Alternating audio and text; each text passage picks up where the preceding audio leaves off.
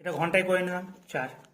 ওকে, 12 দিয়ে কাটো, 4 5, 8 5 40, 40 প্লাস 4/5:4, তাহলে 44 5 দিয়ে গুণ করো /20, 4 দিয়ে ভাগ করো সবগুলোকে, 11:5।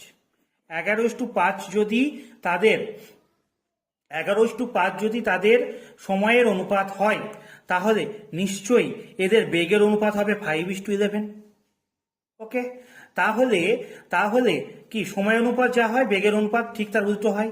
তাহলে এদের নৌকার বেগ এবং স্রোতের বেগের অনুপাত হবে, নৌকার বেগ এবং স্রোতের বেগের অনুপাত হবে 5 + 11/2 11 - 5/2। ওকে, তাহলে আমার দাঁড়াবে কত বলো?